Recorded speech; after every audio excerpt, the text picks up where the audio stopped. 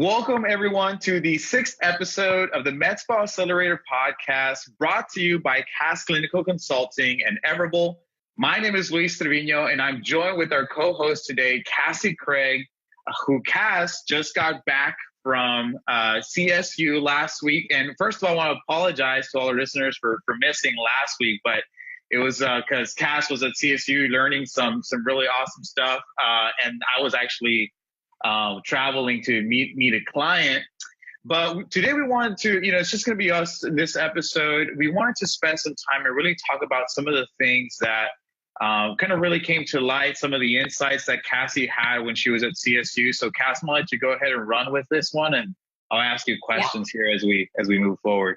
Yeah, I had, I've been to CSU so many times. It was funny, in fact, when we got there and Kara Jacobson was the presenter. This was the master's course. So I've been to CSU Foundations probably 8 times at this point. So Kara is introducing herself to the room, and then she introduced me to the group, and she said, Cassie should have her own little placard at her seat because she's here every other week, it seems. So it's hard not to go into these things with preconceived notions, with the expectation for it to not be of value. I really, really work on trying to always maintain a level of humility and always, walk into a situation wanting to be a student, not the teacher, right? So there's always something. There's always something that maybe I've heard it 10 times, but it sinks in. Or providers coming from around the country, sometimes they've figured something out and they share it with the room. So this was exciting because I had never heard this particular content. And it was also exciting because it was very much in line with, what intuitively I've been teaching my own clients. In fact, it was a little bit dumbed down compared to what me and my clients have worked on. But I say that with the utmost respect. It was very thorough on the basics level, if that makes sense. So much more thorough. And I think it's very important. I think every single CoolSculpting provider should at least have the master's under their belt. That should be the minimum requirement of applying the CoolSculpting technology, I think. And I think with you guys, with your PDMs, you can push for that. Squeaky wheel gets the oil kind of thing. So if you haven't been, definitely go. A couple of the little gems that I left with, let's think, it was really a lot about, I remember the first time I heard Kara present. I don't know if you guys know Kara Jacobson, but she's typically they're like CoolSculpting Live demo girl. She's their promo girl, beautiful, just very bubbly, energetic. And my very first CSU, I was lucky enough to have her as the presenter. And I remember walking away from there thinking, the biggest thing that I took away was her passion, me wanting to communicate that same level of passion for this product. It wasn't really the technology or the science. I learned a lot about that, but it was like when I walked out of that first class, I was like, I'm going to be her about CoolSculpting, because she sold me. My first CSU, I was still very skeptical about the whole thing. I bought the technology, but I was still like, I don't know. So she sold me. That's what I took away. So she presenting the masters was great because a lot of that language stuff that, we walk a very thin line. It's difficult to point out areas of opportunity for fat removal without calling somebody fat. And I know, Luis, you walk that line all the time on Facebook too. And that's kind of like the thing that we hate about Facebook is they won't let us use certain words, but it really holds us to a higher standard. And we forget sometimes how vulnerable those people definitely, because I know both you and I have heard kind of horror stories when it comes to people getting sued because they're not being politically correct, or, they're just addressing somebody in the wrong way. And I know it's definitely stuff that everybody kind of, are problems that we tend to have, especially on Facebook. But it definitely kind of puts us on the right mindset to be creative and in how we're writing, but also just very important how we're communicating with people and making sure that we're not offending them, right? Yeah. Because it's like nobody wants to go to a place where they're going to feel offended or where they're not going to they're feeling judged, right? So it's very or more fat, Like they spend a lot of time covering up bulges, and then you point them out and kind of call them fat. And I love it. I see technicians like go in because you get excited when you see that right kind of bulge, and it's like, on it and all excited and, ooh, this is great fat. Nobody wants to hear that. What people want is that dream. They want to fall in love with their bodies. And I like that perspective. Like, falling in love with yourself again.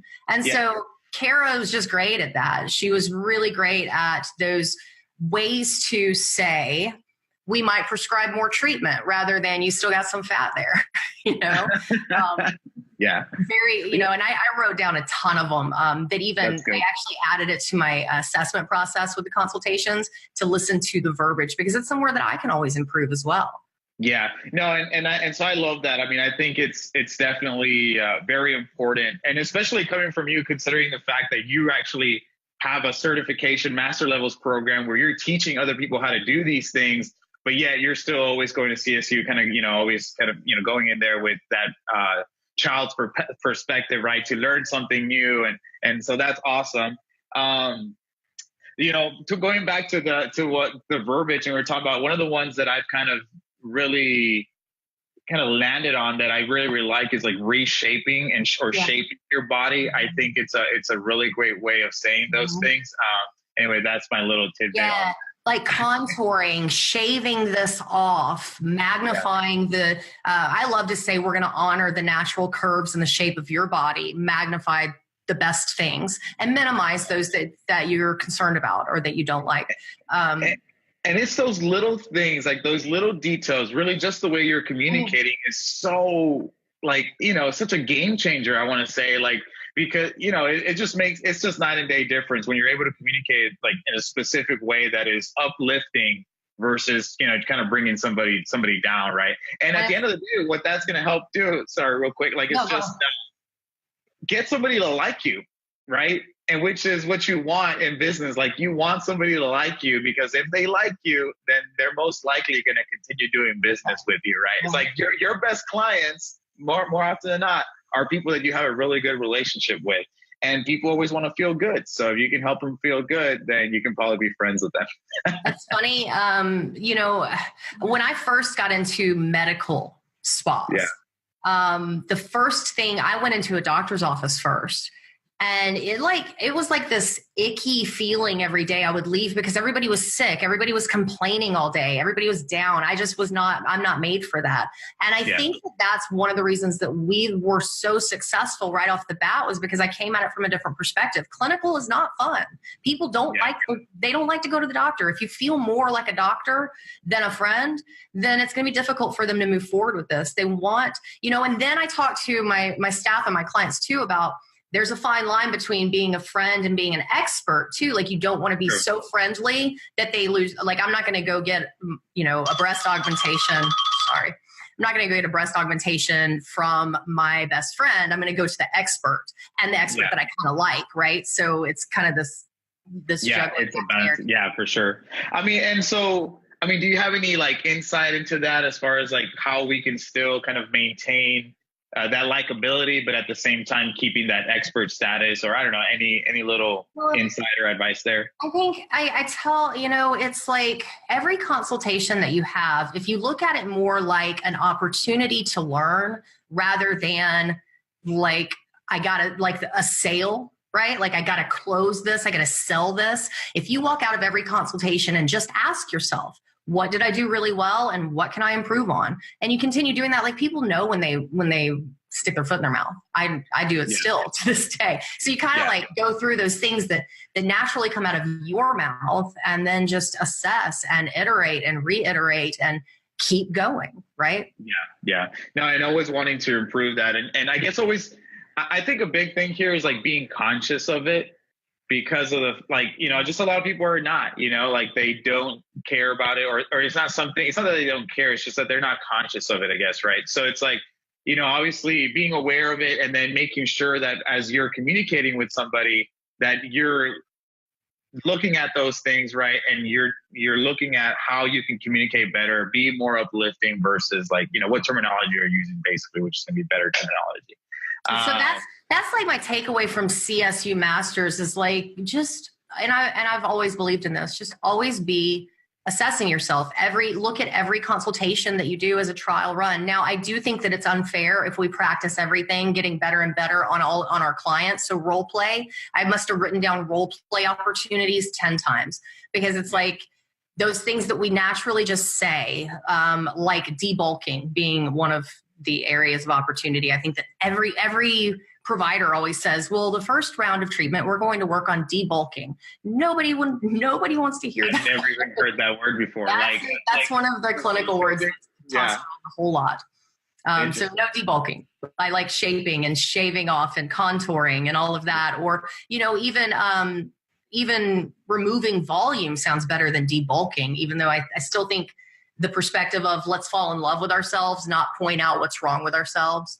And then as far as assessment and self-assessment, at our practice, we have 2 people go into the treatment room so that we can not only do a self-assessment, but an assessment of our peers. And it's just always. And then when we come out, we role play. If we know that we did this certain thing wrong, then let's toss that around 10 times, and it's just kind of an ongoing self-improvement. Yeah. No, and I think it's huge. I mean, I know, I was reading, we were working on your website earlier today. And one of the things that we were, that you had given us some content, we were updating the website with the content. We were talking about how you kind of have your staff go through at least, 100 hours of continued education, right?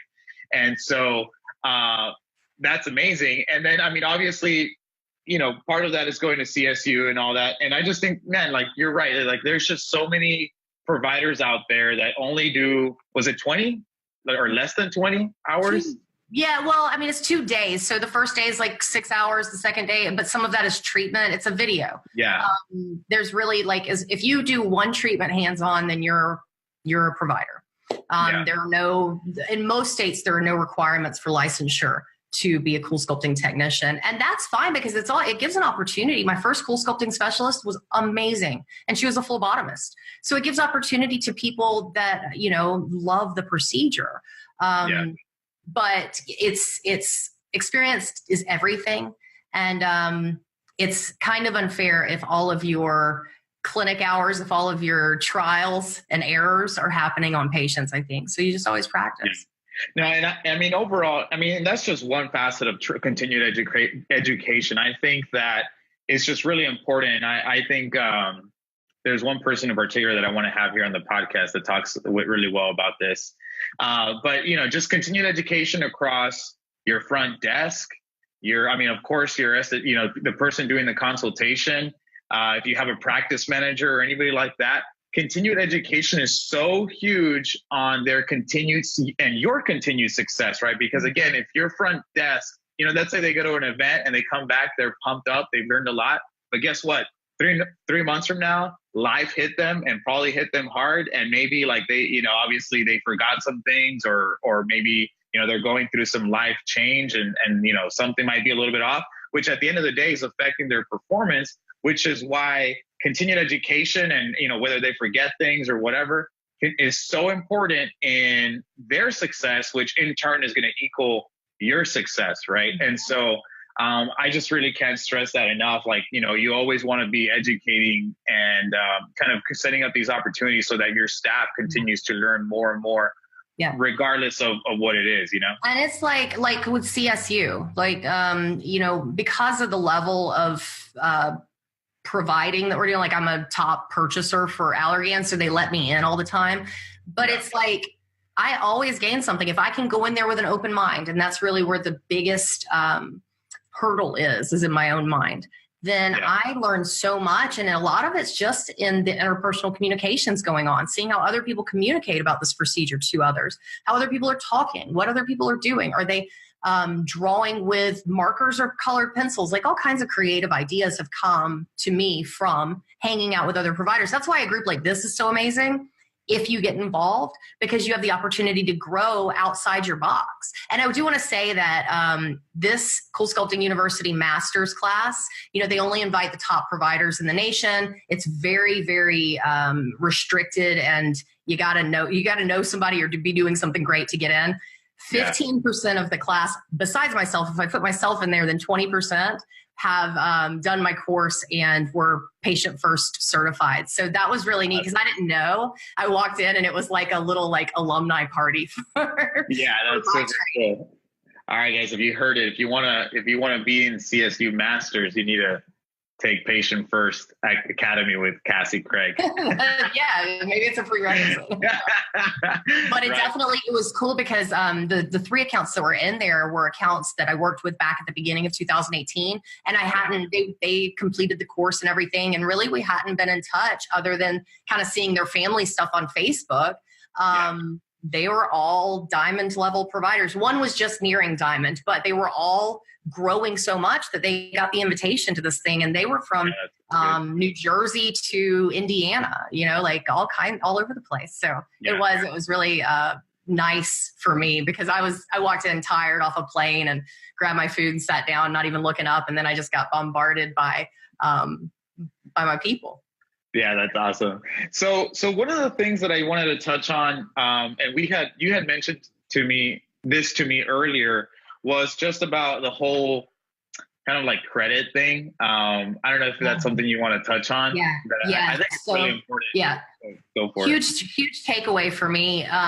We did a lot of like treatment planning. Like one of the days was just clinical. And I think that, that really is a small component. They spent 80% of the time on the clinical, which is what CoolSculpting University always does. But that other 20% that they covered really fast, like lending and consultation, communication skills and haptic communications and all of that, they just kind of brushed over. And that's really where I like to dig in. So on the lending thing, it was interesting. It was actually like a jaw drop shock moment for me when they started talking about people and the different lending solutions they offered their clients. And it was like, I'm not exaggerating, nearly 50% of that room, there were 25 people in there, and at least 8 raised their hand when they asked if anybody in the room did not offer lending solutions, like no care credit, none of that. And I didn't want to be challenging, but I also wanted to know why?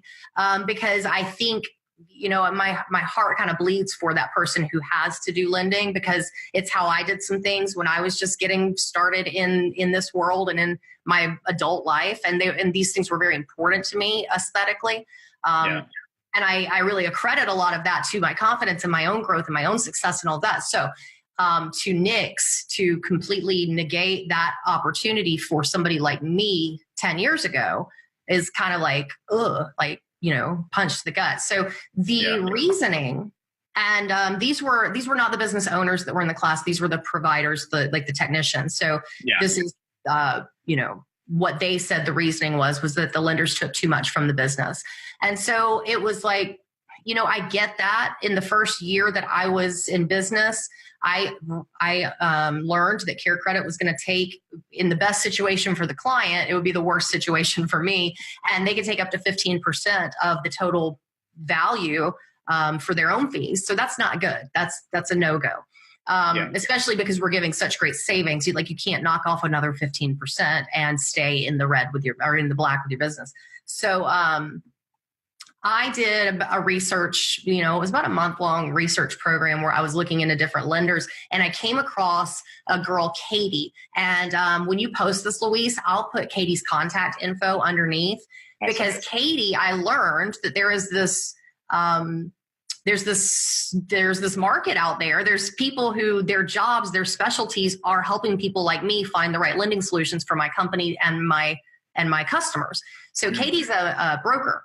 And she works with different lending companies, and she sets up accounts, and she works like she's almost like the middleman, right? I've had one of my solutions. I was on hold one day trying to get through for a customer, and hold music for like 10 minutes. So I called Katie on my cell phone, and she gets through like that. So she knows people, right? Nice. She works for free. She doesn't charge me anything. Because she gets whatever commissions or whatever from the companies that she hooks me up with. So it's like that month that I did research was like nail biting, want to, just claw my eyes out, kind of just frustrating, not my thing. She loves it. There's people that love to do stuff like that. So anyway, I hope that the people that were in that class, and I actually gave her information in the class to anybody out there that's not taking lending. Just consider that 10 years ago, I walked into a plastic surgery office wanting a procedure. and I did not have the cash to pay for it. I was 25 years old, a new mom, and that procedure was a big piece of me getting to where I am today, because it let me walk into my world with a genuine smile and confidence every day. And that's invaluable. And people will pay for that. And so if it's costing you too much money, then don't stop there. Talk to Katie or think outside the box, do something so that you can help more people like me, because it really changed my life. Yeah, no, and I think a lot of people are just leaving a lot of money on the table when they're just not offering some type of credit solution like this or lending solution. It's just so big. Like, and one of the things that you mentioned when we were talking about this before is that, like, it kind of feels that we are saying, like, we're turning people down and saying, like, you know, well, this isn't for you. And I don't know, like, I get it. Like, I know sometimes a lot of, like, I've spoken to the people in the past that, you know, they offer CoolSculpting. Like, I want the elite. Like, I want, you know, the people with money come in here and they're paying cash and all this stuff. Like, that's my ideal client. But honestly, there's just so much more money on kind of going for that middle, like, you know, middle income, you know, market, where a lot of times, yeah, maybe they might not have, you know, like a lot of disposable income, but they do have a really good credit, right? And so a lot of these people will still be able to, like, you know, get some type of lending and come in, you know, come with you and make a purchase. But now guess what? Now they're a client, and hopefully if you do a good job of retaining that client, then they're going to come back, you know, a few more times down, you know, the next 12 months and, you know, purchase with you. And if you're offering CoolSculpting, then hopefully they come back and get some more treatments. But if you're offering other services like injectables or anything else, then it's your job to, you know, continue to sell to that client once you've already brought them in, and kind of increase the profitability of that client. Nurturing, you know, like we all have a car budget, and we don't judge people in the middle class for buying a new car. So judging somebody for buying a new abdomen is really, I hate to use the word because it sounds mean, but it's arrogant. It's like, you don't, like, I can't look at the outside of somebody and understand all of the inside pieces. And I have no place doing that. If somebody, you know, I respect my clients, and I hope that everybody respects their clients enough to make the right decision for themselves. Of course, we don't want pushy sales. Like, that's not the right idea. But offering a solution where there didn't look like there was a solution for the client is, like, connect yourself to that. I know for me, there were 2 procedures that I did before I was 25 years old that I financed, and I had a hair removal payment for 3 years. You know, I had a breast aug payment, but it was something I budgeted in, just like I would budget in a car. And it really helped me go into my world. And today I'm very successful, and I could go back and I could pay for the breast aug. And maybe I'm the ideal client now, and I wasn't back then, but you know, I'll go to those people who offered me solutions forever. It might be 10 years later that I think about how kind they were and how much they helped me. So it's got to be about the patient first. It's got to be about them.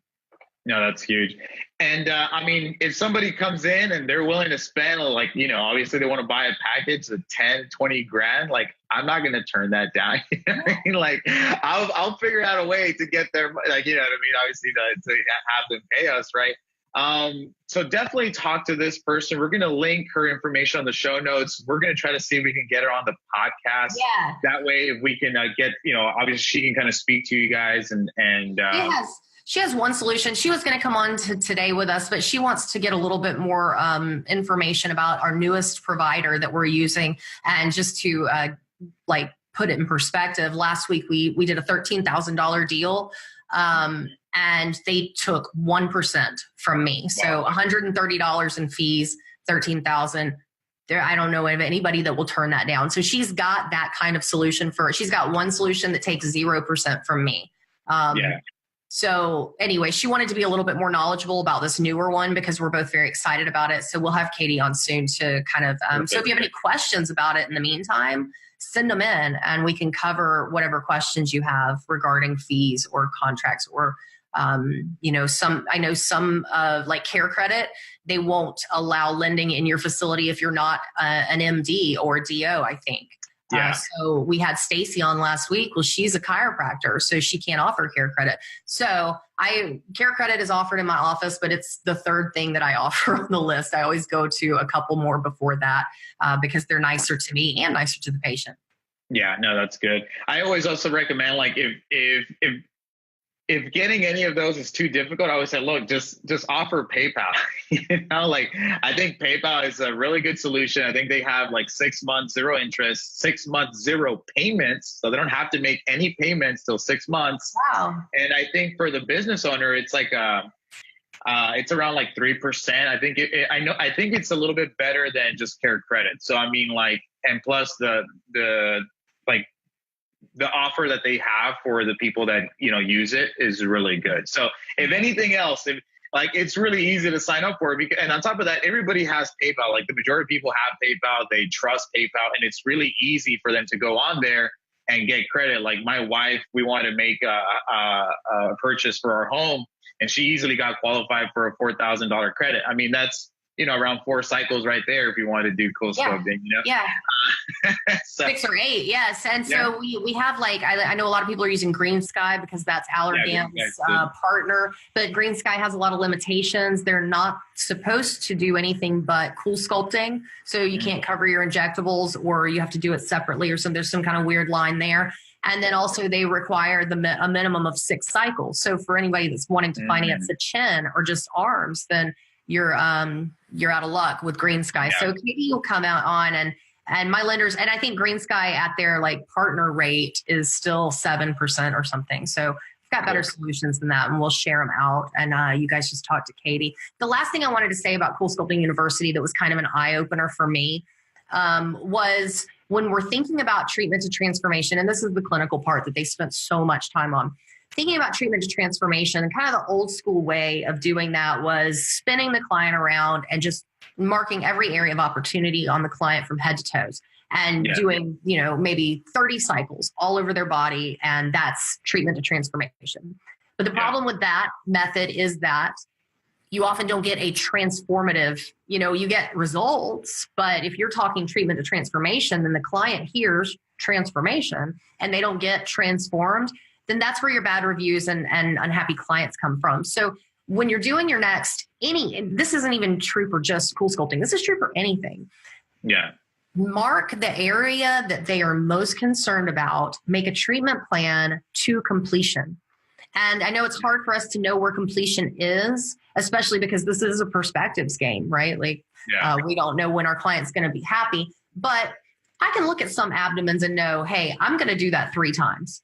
I'm going to have you back. And in my mind, I might know that. So here's where that verbiage comes in, and it's really kind of tricky, and you guys need to role play it before you just throw it on a client.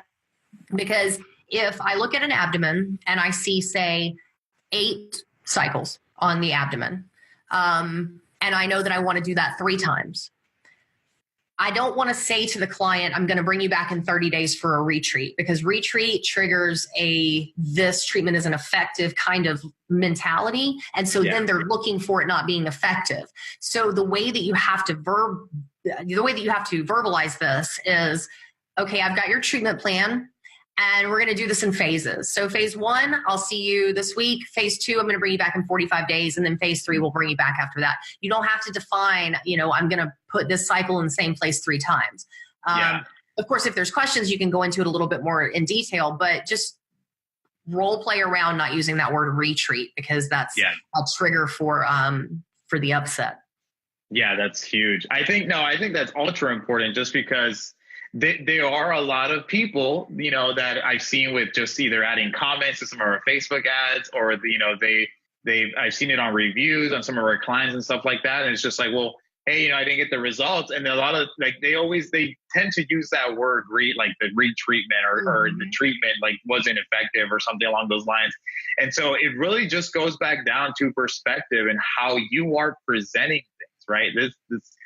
That's why I can't stress it so much, because it seems really, really small, but any sales professional will tell you that it is one of the most important things when it comes to, obviously communicating effectively, persuasion, all that stuff, influence.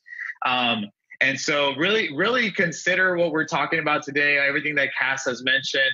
We're pretty much coming up on our, in the last minute. Oh, one more thing, and this one's valuable and it's quick. The theory of reciprocity is a big site. You hit it with the sales. Sales psychology says that people want to reciprocate. Like if you're nice to me, if you smile at me, I smile back at you, right? Definitely. Yeah. So this theory, this fundamental in sales, think about that. Like if I have a client walk in and I offer them something, maybe it's just a gift card that we hand out, like we actually give it. I mean, that's literally like our foundation for doing marketing just here. Give something. Yeah. It can be a drink, but think about it. Something that doesn't add a lot to your plate, isn't complicated, but makes the client feel special. Maybe, it's a flower. Maybe you give everybody flowers every day, a fresh cut rose. But there's a theory there that if you give, then they'll want to give back. And if you're trying to get a yes on something, then give them something. So think about that. Yeah. So that's huge. I know one of the ones that I've been telling some of our clients is that like to increase show rates, ask them via, if you're talking to them on the phone, ask them on the phone, or if you're texting with them, like for that text confirmation or whatever, ask them like what you can have prepared for them when they come in to drink. Like if they want coffee, a Coke, water, something. Jeff disagrees with this one. I disagree with this one too. I know of a couple spas that do it, but I tested that. And people ask for some weird things, and it does add a lot to the list if we got to run to Kroger every day. So maybe think of something that's a one size fits all kind of thing. I would limit it. Or give them options. Yeah, like give them the options. Like, can I have water or coffee for you ready when you come in, or so that way it's just like one or two, man. Like don't mess around. Give them 3 because there was like some weird different exotic things that my clinical director was running around to grocery stores after work every night. He was like, "This is gonna be." Yeah, they're gonna ask you like a Starbucks drink. Like, oh yeah, I want like a cinnamon dolce, like macchiato, almond milk. Have that ready for me when I come in. Yeah, we've tried a few things like that, but options like, hey, we have choices of this, or this. What would you like? But I think it could be even more simple, like a welcome. I really like the flower one. Yeah, the welcome card. I really like the flower thing that you mentioned. Yeah, that just came to me. I think I'm going to do it. Yeah, and then even just maybe like a gift bag. I don't know if like. Think about that. Think about like what you can give, like in something that I've been kind of thinking about, and this is something that I want to do for my clients, is like when somebody either comes on board or they're kind of talking to us, what's called a shock and awe box, which is basically like mailing them a box, and it has like a bunch of material. It can be a shirt, it can be stickers, it can be a notebook. I got one from you. Yeah, a water bottle with your logo on it. All this is marketing material, all these like collateral that you have for your brand. But it's something that it could even just be, hey, I don't know, maybe a t-shirt. It could be a pencil, a pen, like little things like that might seem a little cheesy, but at the end of the day, still work, and people still people still like getting free things regardless of what it is. There's an idea too, like a short welcome video, like on a tablet, from you, a message from you, like the why, the purpose, the mission of the company. But something free, because there's something basic there that if you smile at me, I smile back at you. So if I want a yes from you on a big purchase decision, then just give a gift and they'll like you. Yeah. One of the things that I've been wanting to do for ourselves is that I don't know if you've seen it, but you know how like the iPhones have, like, there's this little thing that you kind of put in the back of the iPhone, and then it just props up basically. And then you can just hold your iPhone like this. Exactly that. Have one of those with your logo on it and give it a gift. That's right. A pop socket. Yeah, because everybody loves that stuff, to take selfies and more video and photos and stuff. It's like I would rather have them seeing my logo every single day, because they're going to use their phone every single day, right? And then using that is just, hey, it's just brand awareness, brand building. And it's just something that you include as part of your gift bag. When somebody comes in, you just give them a gift bag, Mm-hmm. And you can print those in China and very affordably have a few there with you. All right. Well, thank you everyone for joining us on this episode 6. We have some amazing news for you guys. We are officially on podcasts or the iTunes platform.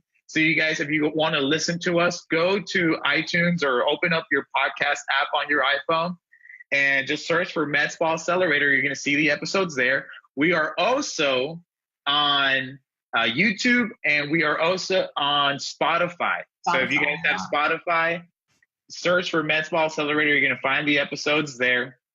And subscribe, guys. Subscribe, especially on the podcast /iTunes.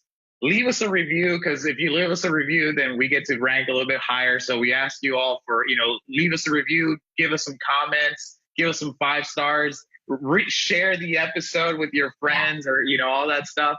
And again, if you guys want to be on the episode, if you have any comments or questions, things that you want us to cover, or people that you think that should be on the podcast, feel free to reach out to us at any time, and subscribe by going to www.medspaacceleratorpodcast.pro and just subscribe on the website. All right, Cassie, do you have any final words? No, that's so amazing. I'm excited. We're on iTunes, guys. Yeah. Super cool. We just found out this week, so we're super excited. All right, everyone. Thank you so much, and have a great day. Talk soon. Bye.